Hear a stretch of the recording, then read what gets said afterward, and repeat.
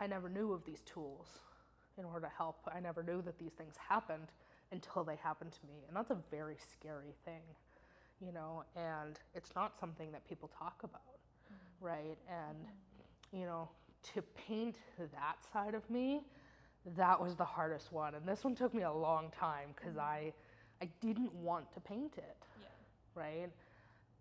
But I think what helped is the colors, though. You know, they were very fun colors, and I was like, ooh, fun colors. And I was like, oh, wait, this is what I'm painting.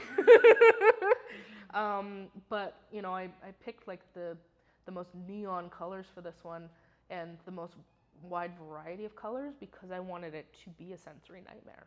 Oh, okay. I wanted it to be overly sensitizing to look at, you know, because that's how I'm feeling in that moment, is overly sensitized. Everything is getting to me, you know. I need to block out the world in order to calm down, right? It is the most saturated, right? Yes. Completely turned up. Yeah.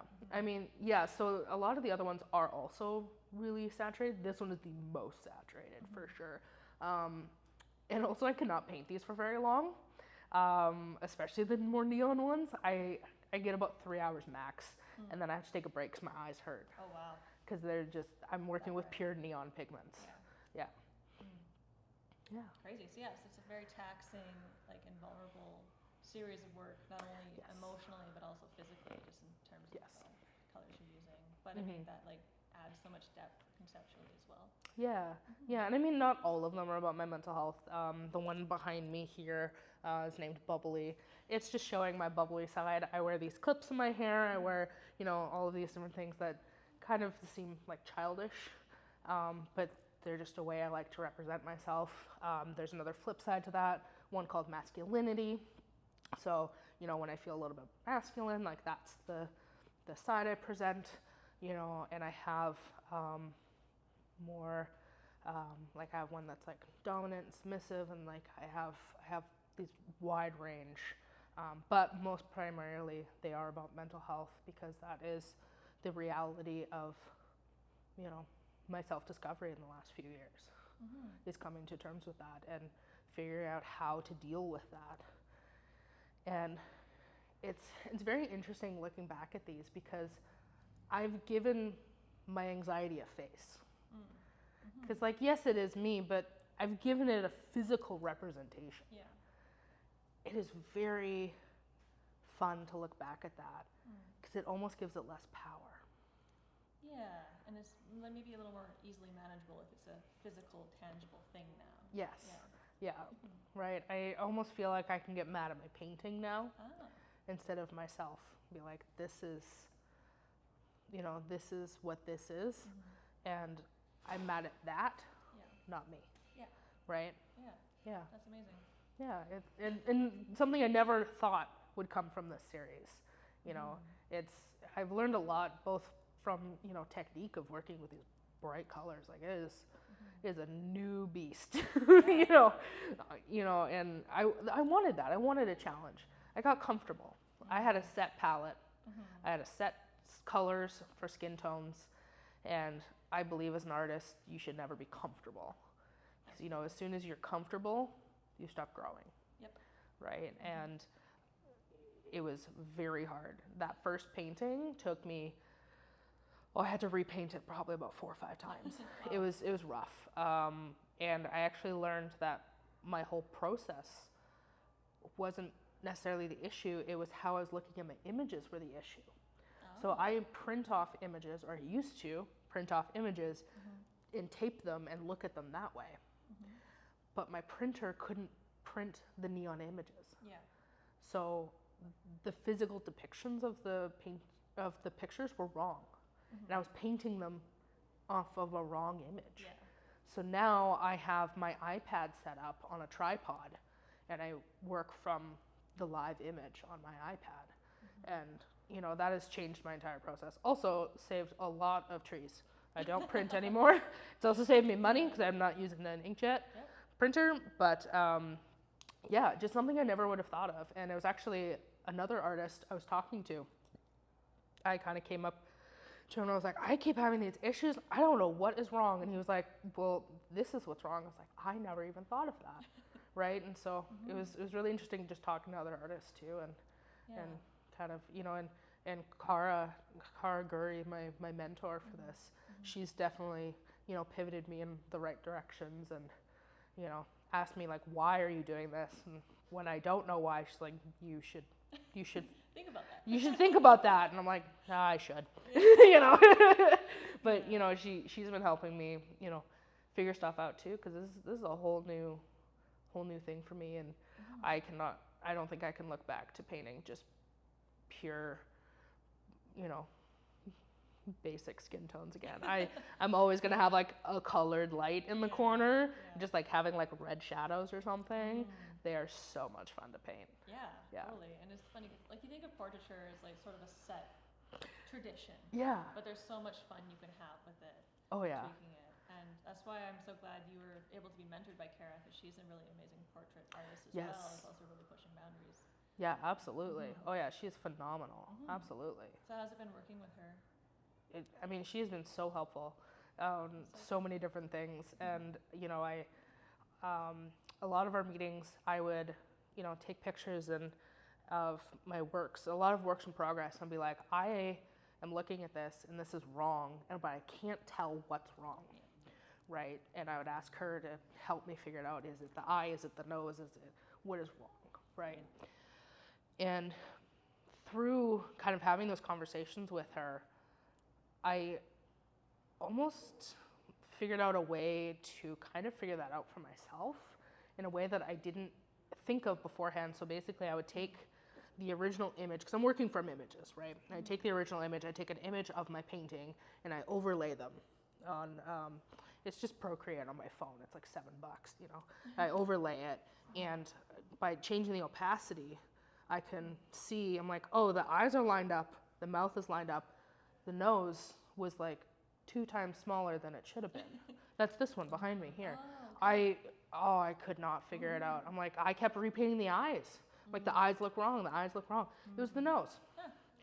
Never would have thought of that. And so I went back, repainted the nose. Now it looks like my face. I'm like, I would have never thought of that. But it's just getting that perspective, right? And even looking at them, you know, back and forth, right? I'll have this image and I just go back and forth between them. I'm like, oh, my teeth are way too dark. Like, that's why they look creepy. You know, it's just, teeth are hard to paint. They are so hard. Because it's never actually white that you paint. Never paint them white. Oh my God, never. It's like this, the tip of this dot is white, and that is it. You know, and it's, you know, I've learned a lot that I never expected to learn in this series, for sure. That's amazing. How many pieces are in this series? 8. That's a lot. You're so prolific. It's so crazy. Every time I check in on you, I'm like, there's another painting. Even though I have slowed down, I don't stop. I definitely don't stop. Well, and I was painting this and interrupting a portrait at the same time. Wow. Yeah, so because that show just finished, and now this one's going on. And all 8 pieces are finished for this show now. Yeah. Amazing. Yeah. So what's next for you? Oh, a lot of unknowns that I'm very excited about. You know, it's funny because and I say this in the best way possible, you know, when you have a deadline for a painting, sometimes you just don't want to paint it anymore, right? And you're like, I'm done. I want to move on to the next thing. But you have to paint it. And pushing through, you get a lot of the best results sometimes, right? But, you know, I'm moving in 2 days to go back down to the Lower Mainland to finish my bachelor degree of fine arts. And, you know, I had to get these done before I go.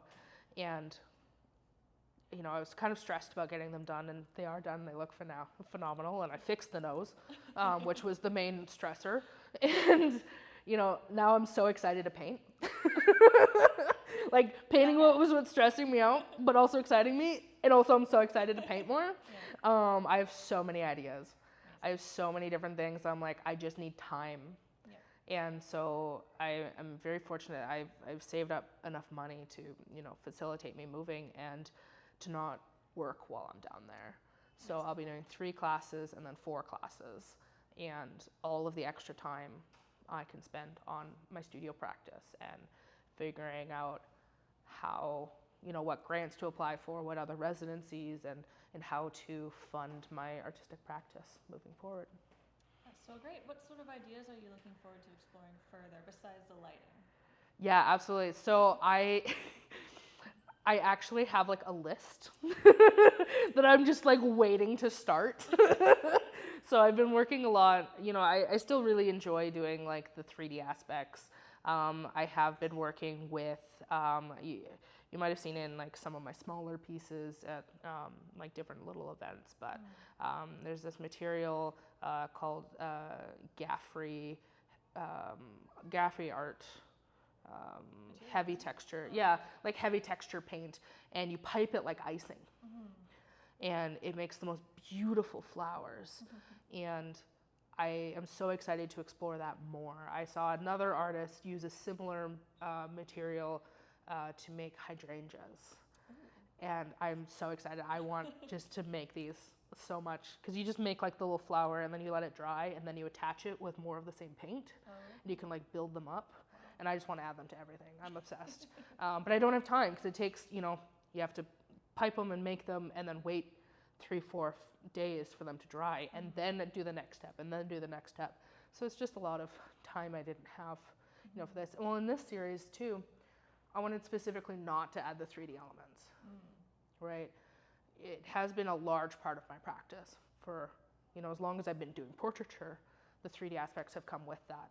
Yeah. And I wanted specifically to not do that for the series, because at a certain point you kind of fall back to it.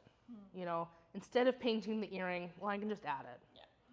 Right? And I kind of noticed that was the attitude I was getting towards it, which is not the point of it, right?